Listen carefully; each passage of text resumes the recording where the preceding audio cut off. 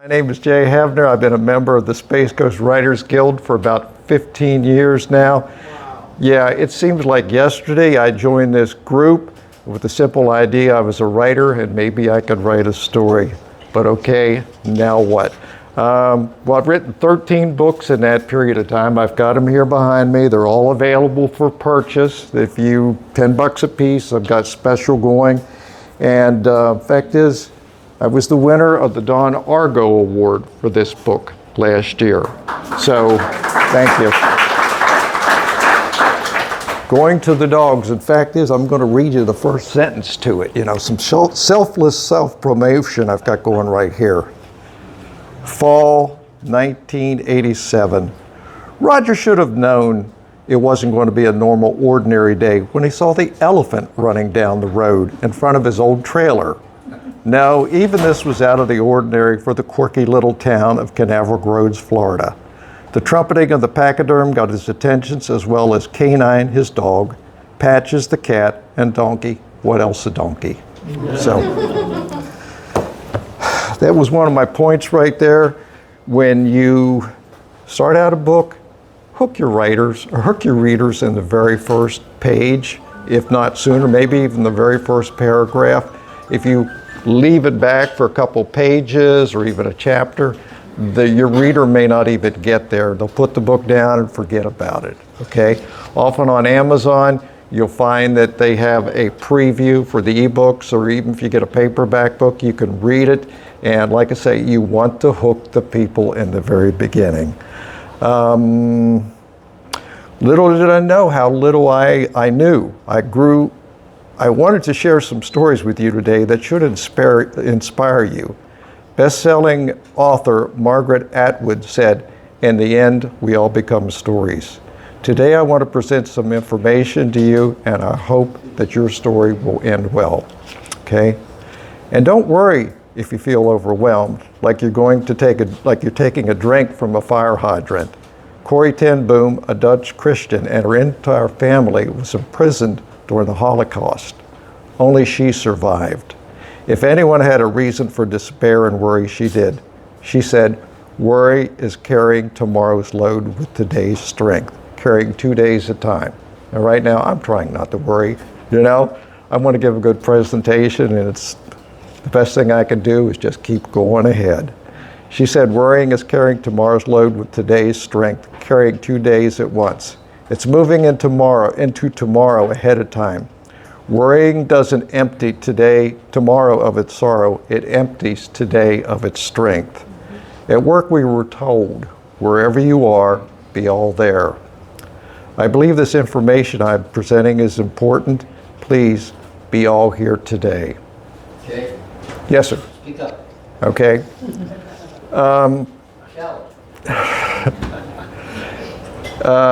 Hey, you don't know what you don't know, but you can always learn more, so educate yourself. There's no shame in being a dummy. We all start out that way, but dummies don't succeed. Remaining a dummy is a choice when there's so much help that's available, but it can be overwhelming. And I warn you, not all advice you're going to get is good, even if it comes from a well-meaning individual. Not only does it not all apply to you, and your situation. And there are charlatans out there, as in life and in every profession, who will say they want to help you, but all they really want to do is separate you from as much money they can, as quickly as possible. Be careful. Check it out before you commit to anything. Beware of vanity publishers identifying as traditional publishers. Literary agents promising book deals. Overpriced self-publishing service, marketing packages that sound essential, and writing contests and awards that no one has ever heard of. Avoid these 5 and you should be safe. You could lose thousands of dollars, so choose wisely. I advise you to take some notes today. You won't remember all this, but you can review the video that's being made today, okay? I'll have an outline and some notes you may like. I'm passing around some information so that you can get that later, okay? Writing is not an easy endeavor, neither is speaking, but you want to be able to do both. And like I say, I'm working on both of them. But it's worth it. Oscar Wilde once said, if you want to tell people the truth, make them laugh, or they'll want to kill you. I want to tell you some truths today about what I've learned, and I hope I can make you laugh too. This will be more of a motivational talk than a how-to, but I will go over some of the latter, and I'll open it up for some questions when I finish. You'll hear me repeat myself several times. That could be a clue that it's important. Why are you doing this? You have to know why. Why will you want to continue when it gets hard? Just claim writer's block. Quit. Quitting is easy. It won't always go the way you think it will. Tell me, have you ever claimed job block? I don't want to go to work. How long do you think your boss would keep you around if you kept doing that? But in writing, you are your own boss. So you need to know why you're doing this. Do you want to earn enough money to write full time? Create a book as part of a business strategy? Have something to share with friends and family? Fulfill a dream? Maybe a combination of all these. Do you have goals with a timetable to hold yourself accountable? Remember, you're your own boss, and it doesn't get done unless you do it. Books can change people's lives. As a writer, you have the opportunity to be a life-changing agent. Consider the Gospels, written 2,000 years ago and still impacting people's lives today. Your storytelling and writing may not have the big impact on people as this example, but your writing can make another person's life better. Consider memoirs people write about traumatic events in their lives, death of a loved one, some disability, a kid on drugs, whatever. You can let them know that you're not the only one that's ever gone through that. There is hope. Don't give up. Keep going. Tomorrow will come. Stay the course. Don't throw up your hands and quit. And we all have fears, and actions conquer fears. What are the actions? Getting up and just doing something like this. It gets easier a little bit, you know, but do you have a mission statement? Why are you doing this? What's your reason? Keep it around as a daily reminder. Times will get tough. You know they will. A mission statement should inspire you to write, create, encourage, market. Get the word out to your audience. Here's a sample. Use storytelling, fiction or nonfiction, to entertain, inform, impact, influence readers to do the right thing. Challenge them to do better, be a better person, and maybe, just maybe, make some money. Have I done all this constantly and persistently? No. I have peaks of triumph and valleys where I fell on my face. Stop. Take time to reflect where you are. Make a plan, implement it, do this, and you'll succeed in time.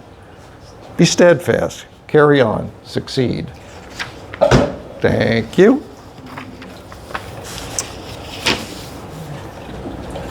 I guess it's up his eyes. He wants to go. All right. Charlie Schultz, the creator of the Peanuts comic strip, used his budding writer Snoopy to illustrate this. Snoopy's sitting on his doghouse. He's got his typewriter in front of him, and he says, "Gentlemen, regarding the recent rejection slip you sent me, I think there may have been a misunderstanding. What I really wanted for you was to publish my story and send me $50,000. Didn't you realize that?" I think we've all felt like that sometimes. And this one has nothing to do with writing, but it does have something to do with our current times and Snoopy. Dear IRS, I'm writing to you to cancel my subscription. Please remove my name from your mailing list. Yeah, I think we've all felt that way. Most truths in life are simple. Implementing them can be hard. Politicians have been known to twist this truth and tell us they can make it easy if we just follow them. Politicians only lie when their lips move. I'm not going to say any more politics, but I want to tell you some simple truths. Here's some quick thoughts on life and writing. Choose to live like a lion and not like a sheep. In this life, you must have discernment. Writing takes time and effort. Keep going on this journey. Enjoy the trip or you won't enjoy your destination. Don't quit. Writing is hard. Realize there's a price to pay. Do you really want to do this? You have to decide. There is a cost. It takes time, lots of effort, learning, and like most businesses, some money to get started and grow. Life is hard. Choose your hard. Staying married is hard. We've been married for 48 years. And I don't know much about marriage other than to stay married. Just don't quit and say yes, dear, a lot. That's got us through, and if that's what it takes, Being overweight is hard. It's hard on your body in oh so many ways. It causes a whole list of problems that shorten your life and could even kill you. High blood pressure, cholesterol problems, type 2 diabetes, coronary heart disease, stroke, gallbladder disease, osteoporosis, sleep apnea, many types of cancer, low quality of life, mental health, body pain, difficulties. Get the picture? Getting fit is hard. Choose your hard. I have a personal reason to hammer on this. I got a bad medical test recently, cardio calcium scoring. That's where you've got plaque in your heart. And the report I had come back said I was in the 90% where you don't want to be. I had to examine my life, face my own mortality. An old Jewish man once told me, today is called the present because it's a present from our Creator. Use it wisely. I've done a lot of reading about my condition and now know it's a manageable thing and I can live with it. It's not the immediate death sentence it was presented as. I choose to live whatever life I have left to its fullest. I choose to get fitter. I've lost 15 pounds and my blood pressure and blood sugar are much improved. Some lab tests I had recently and they were very encouraging. My health is better, I feel better. Life will never be easy. It will always be hard. Discipline is painful, but so is disappointment. Choose your hard. Choose wisely. I believe storytelling, whether fiction or nonfiction, can be both a blessing and a curse. It's a blessing to be able to provide people with entertainment, escape if only for a little while, to teach without boring them like some with an agenda do, and even inspire them. We want to be successful, don't we? I don't see any heads shaking no, okay? But what is success to you? Is it writing a devotional, having it published, writing a memoir to leave for your family to tell of your existence on this planet, or a how-to book on some subject, maybe writing for dummies, raising French bulldogs, getting healthy, making a living as a writer. They've all been published. Someone wrote these. The sky is our limit. Or maybe a novel or many novels that sell millions of copies. What's your idea of success? What pushes you on when it gets hard? You have to know. Do you have a mission statement? Write it down. Look at it daily and have some deadlines to keep you honest. If you write 300 words a day, that's about a page. 5 days a week, you'll have a 75,000 word novel in 1 year. If you write 1,000 words a day, about 3 pages, 5 days a week, you'll create a 60,000 word book in 12 weeks. That's 3 or 4 books every year. I know people that do this and make a good living at writing. And I hope that someday in the near future, we have a speaker who will talk on this very subject. What's your idea of success? What does it take? Have a hard answer. Work. Work, a 4-letter word. Work. Lots of work. Perseverance. Time. Inconvenience. Rejection. Sacrifice. Discipline. It's hard. The rewards can be astronomical, but you have to keep going and get better. I have some quotes from writers for you. A professional writer is an amateur who didn't quit. Richard Bach. He wrote Jonathan Livingston Seagull and about 27 other books. I only write when I get inspired. So I see to it that I'm inspired every morning at 9 o'clock. Peter DeVries, and he wrote 26 books. And these 2 are from Stephen King. Talent is cheaper than table salt. What separates a talented individual from a successful one is a lot of hard work. And writers must do 2 things above all else: read a lot and write a lot. 2 more thoughts. There is no greater agony than bearing an untold story inside of you. Maya Angelou. And from the book of Hebrews, let us think on ways to motivate one another to acts of love and good works. There is no greater way to show love than to give someone your time and attendance. I hope today to inspire you to some acts of good work. Do you have the right stuff? Anybody can do this. It doesn't matter, your age, your sex, how much money you've got. Anybody can do it. You just have to do it. And what? I mean, there's all kinds of opportunities out there. You've got how many genres and subgenres? Fiction, nonfiction. You've got devotionals, how-tos, memoirs, autobiographies, biographies. What is your idea of success? Seeing your name in print? A memo? Write a book like Huxley's Brave New World? How about George Orwell's 1984? When? If you haven't gotten started, what better than now? And if you have gotten started, what better day to get off your writer's block or excuses and just go out there and do it, okay? Just do it. I know it sounds like a Nike commercial, but that's basically what it takes. You just have to do it. Where? How about right there? Preacher once said, you got to bloom where you're planted. And here we are down in Florida. What better place than now? And why? I think we've discussed it. You've got to figure out your own why. Writing is an art. No one can give you a set of rules that work all the time. They could even hinder you. Know the rules, but break them when necessary. A plotter, a pantser, or somewhere in between. I think they call those pantsers. Do what works for you, but just do it. Character-driven, plot-driven, many opinions on which is the most important. I believe a third is better.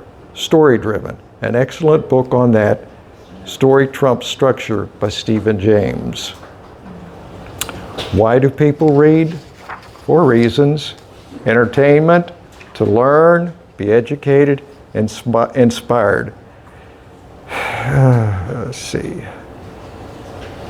If you want to connect with your readers, and you do, tug at their heartstrings, their emotions.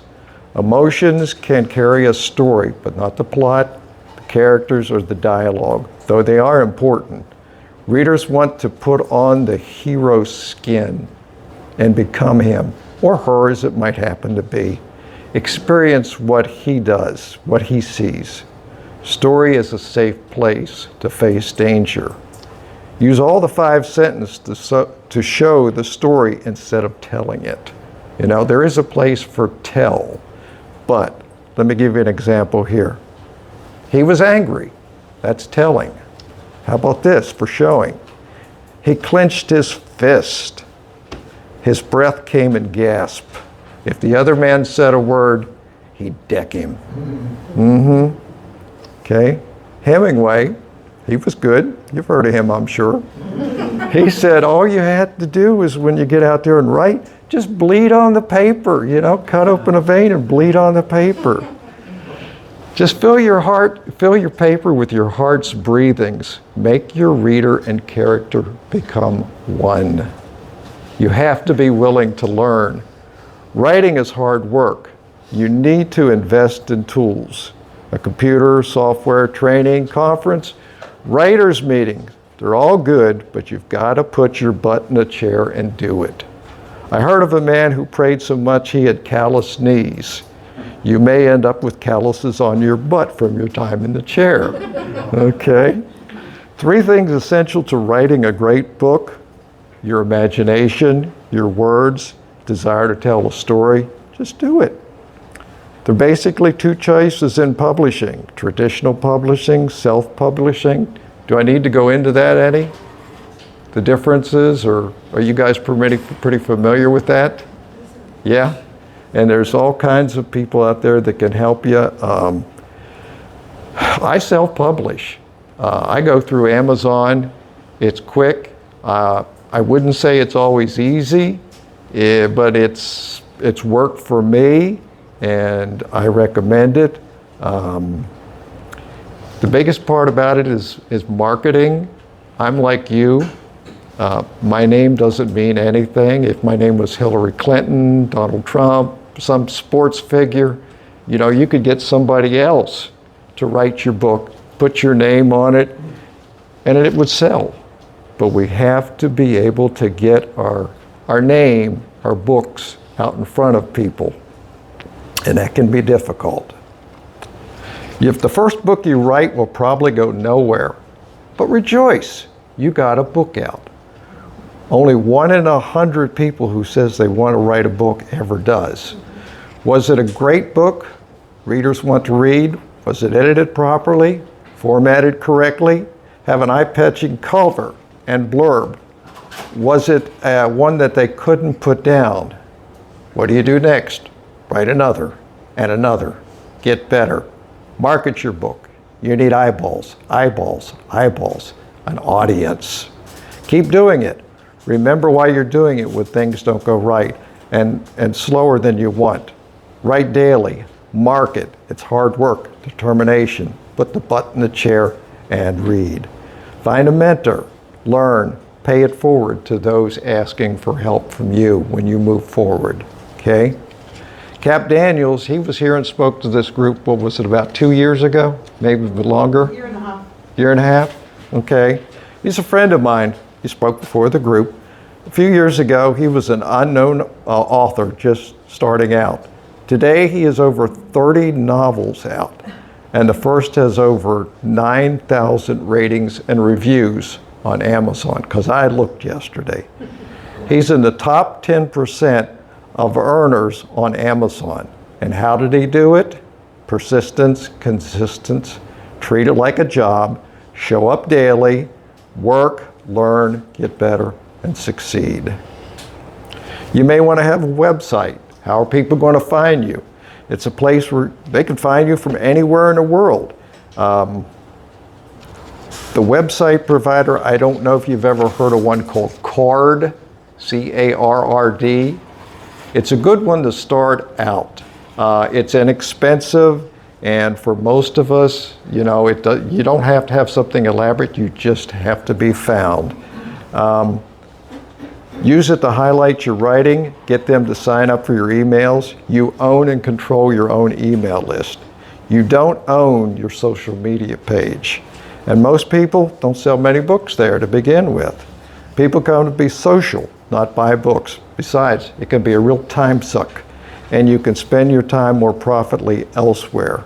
Give them something worthwhile so that they want to get on your email list. An email list, that's a fans list. Fans are repeat buyers. You need to be able to contact them with important news, like a new book or a talk you're having. I use MailerLite.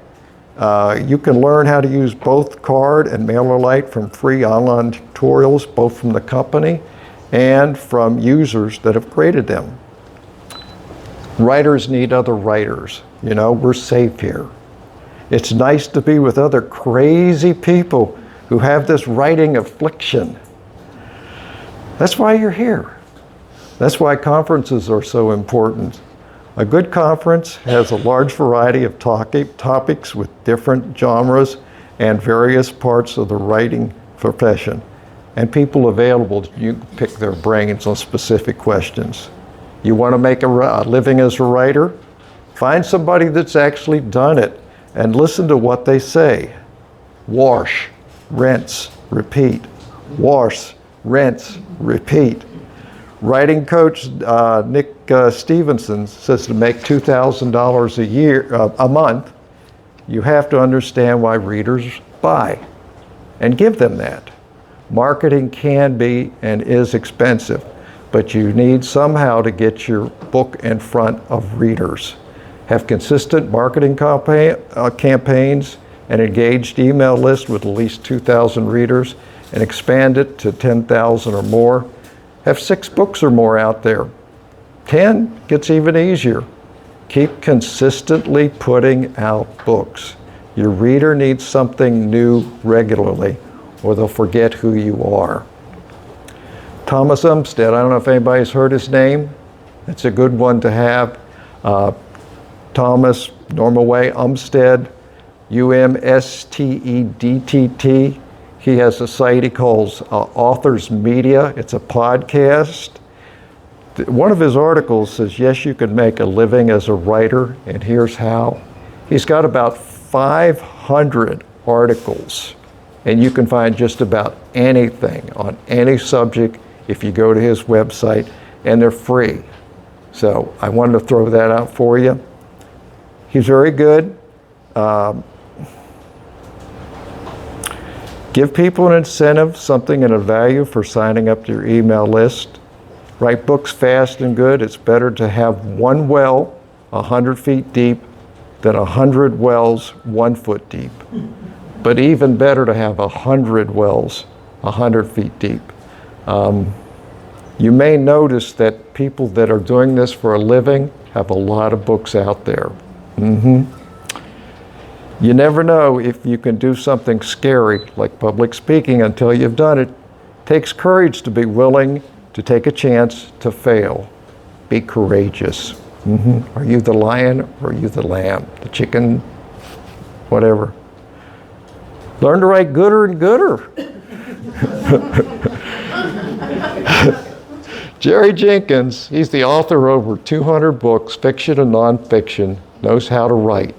He's been on the New York Times bestseller list 21 times. He has many books and podcasts about writing. You can't go wrong with his advice. He said, show, don't tell. Resist the urge to explain. Write a book where writers can lose themselves in. Have realistic dialogue, listen to people talk, trigger a theater in the writer's mind. Be a lifelong learner. Trust your gut. If it grabs your heartstrings, it will do the same to your reader. If it bores you, same thing. Rewrite it or edit it out totally. Your story needs to flow freely and smoothly. Let them experience the story. Let them become a part of it. Read everything you can, but don't preach.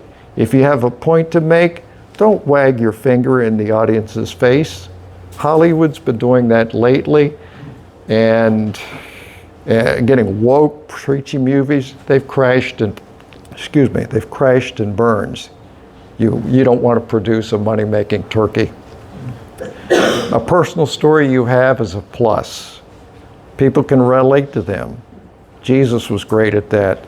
His parables resound with us today, 2,000 years later. He was a master storyteller. Be believable. A great story will remain in the reader's minds and hearts for as long as they live, and then they'll want another story. I found some words of advice from Martin Luther King. Number 1, keep it simple, okay? 2, you can turn people's life around with your works and actions. 3, man's ultimate measure is not seen when it's easy, but in times of challenge. Challenge yourself to do better today. Can't fly? Run. Can't run? Walk. Can't walk? Crawl. Keep moving.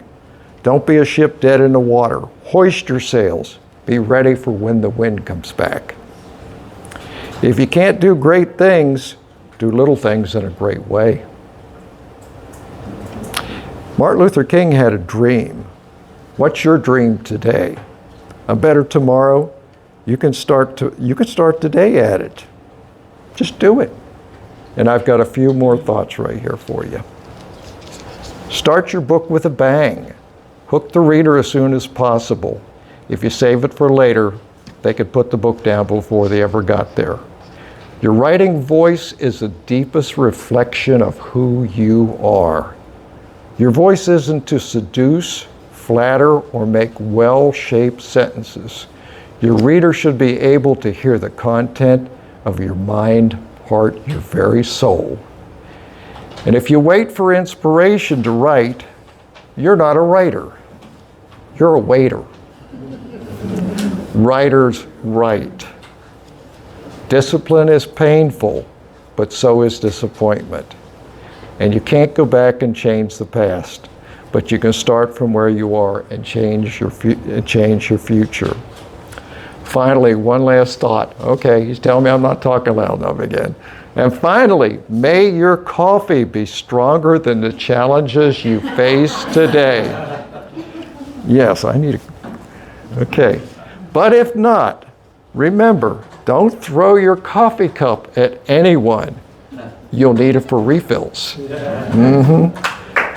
So I hope I challenged you today, gave you something to think about, stirred you to action. Thank you for time today. I have a question for you. Tell us a little bit about yours. I mean, those are the points. Walk us through a little bit how you did that for yourself. You had your first book. How was that process for you? Putting it out there. Your email list. How long did it take for you to establish your email list? I resisted having an email list forever and a day, and finally realized just for that, you could do all kinds of social media and stuff, and you do not own it, but your email list you do. And I've got about 700 on it right now. And I purge a lot of people that don't get back with me. Right. And I have about a 50% open rate, which is spectacular. It is Because, spectacular. yes, if you get anything over about a third, you're doing really well. Yeah, I think it's even less than that. You're doing very well. How often do you email your email list? Once a month. Once a month. Yes, I And try. Are you consistent on the day of the month, or as long as you send it monthly? Monthly. Consistency. Just monthly, yeah. I'm not very consistent. I've been busy doing some other things, and Right. with this health issue I had, Right. like, am I going to die tomorrow? What's the point in putting out an email, That's going to be a terrible newsletter, and then you don't. Everybody's going to, unpublish, unsubscribe. Don't do that. Don't tell them that. Okay, you had another question, didn't you? Well, consistency on your email address, and also when you email them, is it newsletter? Is there a call to action? I mean, obviously you want them to buy a book, or do you kind of mix it up? More mix it up, because it gets to be more, if you just buy my book, it just gets to be a sales Right, pitch all the right. time. So fact is, I've let my readers know about my health issues, and I got a response back from them like I never have before. They were concerned. I don't know if they really cared about me, or if they just wanted another bleeping book, Either way, it works out for me, okay? Yes, it does. Uh-huh. And your website, do people contact you from your website, or do you have it so that they can find you? I have it for both.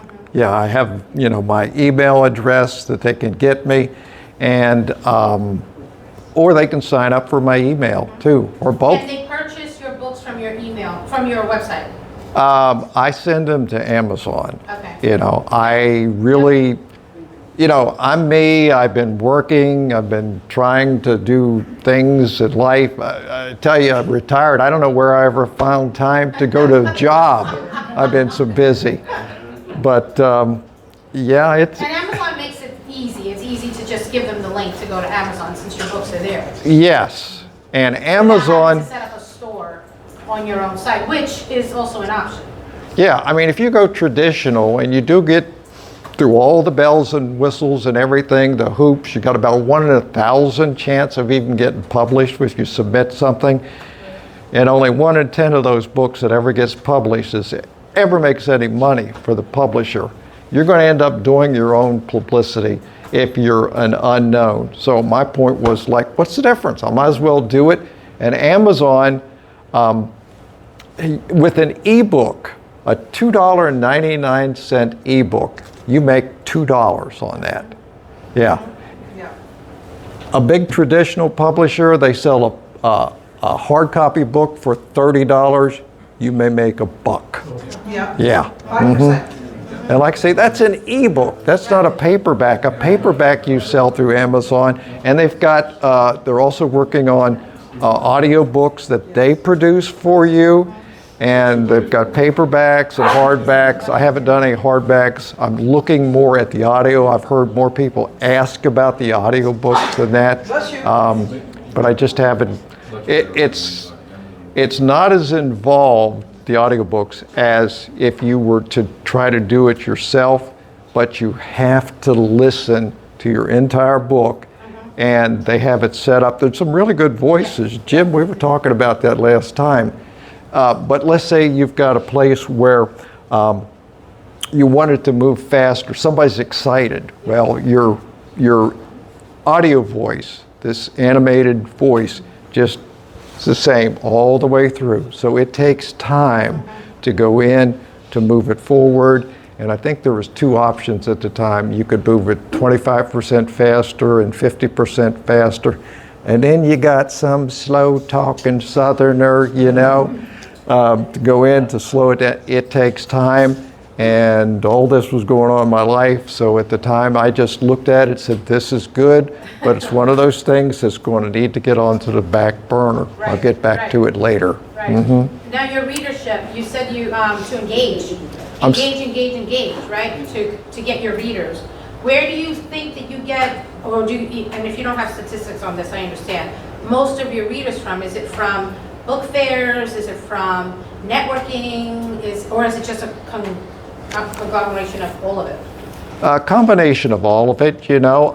If you get it on Amazon and, like say, you're there before the world, but you're 1 in 8 million books, okay? About 3 million of those have never sold a copy. So you could just kind of put this, somebody's mother never even bought a copy of their book.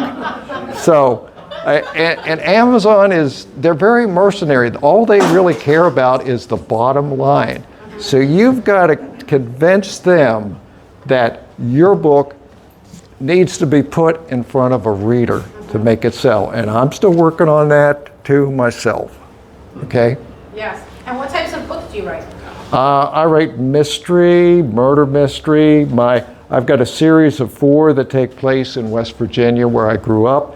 And then I have murder mysteries that take place basically in Brevard County. And those, as you can imagine, have been my most successful living here in Brevard County. So, I have a yeah. question for you, Jay. Yes, dear. Huh? I'm going to ask you a question that I get asked all the time. How did you start writing? I've always liked to write in my life. I've written some crazy stories back in college. I wrote a couple articles for the local town newspaper back then. But then I got married and I got kids and I got a job and responsibilities. So everything just kind of got kicked to the back burner for years. And my wife and I, we both loved to travel. When we were out west, we ran across Tony Hillerman's books about the Navajo Indians and the cops out on the reservation. Loved his work, read all of them. after reading about the 10th book from our local library, which I do recommend, libraries, I said to her, you know, I think I could write something that good. And she looked at me and she said, why don't you?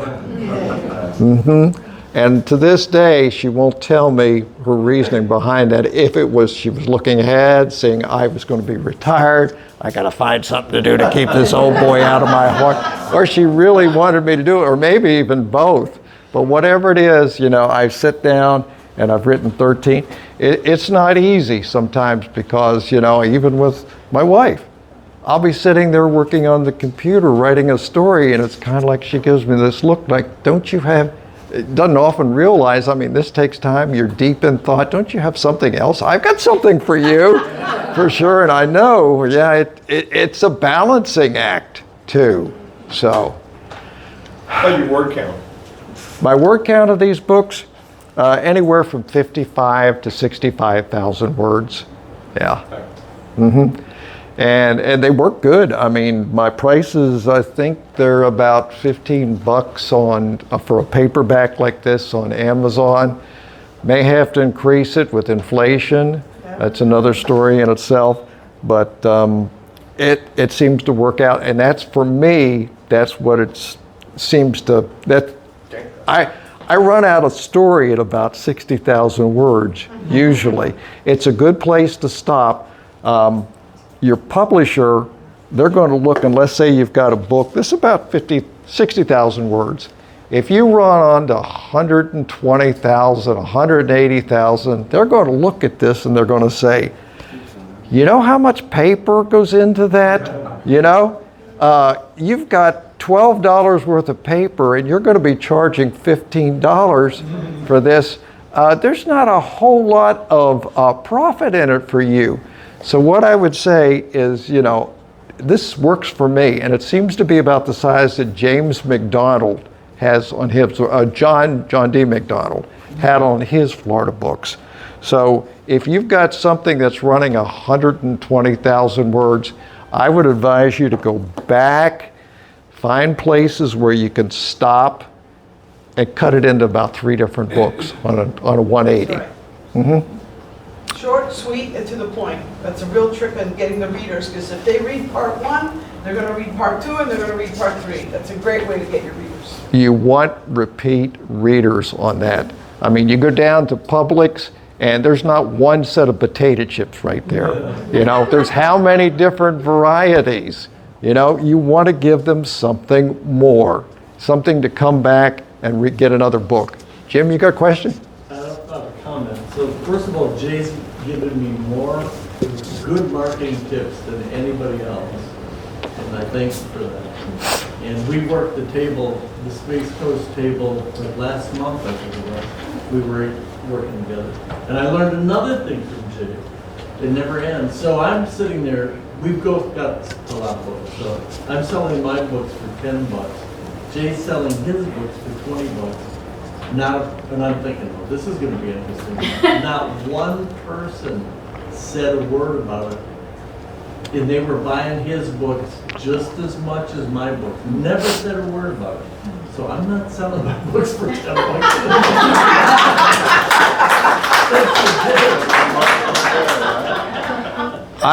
Yeah, when we were there, I was kind of wondering how this was going to work out. And I thought, well, let's just see. And I was hoping for an outcome like that because $20, let's face it, $20 is the new basic $1 or $5 bill today. It's not a whole lot. So. No, but then he's tricky. You know what he does?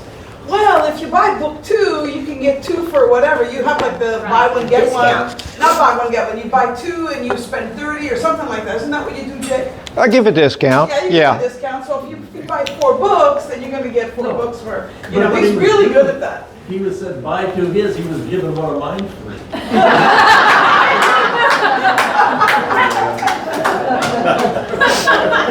That is a good marketing strategy. Jim and I get along real good, and when we're there, we're not in competition with either. In fact is, you know, If they buy one of my books, I'll say, hey, he's got some great books too. You know, you may want to take a look at it. We go back and forth. Yeah. And that's one of the things, we're not in competition here with each other. We're here to help the other person. Yes, I want to see you succeed. There may be something that I don't know that you'll be able to provide to me. Years ago, Valerie, when she was here and what, she helped me, and I felt, you know, looking back on it, green as grass. But we all start out that way. And we're all in a different part of this. I mean, you could be my age and still be starting out, but today is the only day we've got. So just get out there and do it. You'll get better, you know, by doing it. Your books, are they a series, or are they all standalone, or a mix? My books are all series. I've got a series that has 4 books in it. That's the West Virginia books, $10 today. And my Florida series, which is still going, is up to 1, 2, 3, 4, 9. And I'm working on the 10th one right now. And I had, honestly, I'm getting convicted on some of this stuff right here because I haven't been doing it. Like I say, I had health things. This week I've written about 3,500 words, which I hadn't done for months. It just is.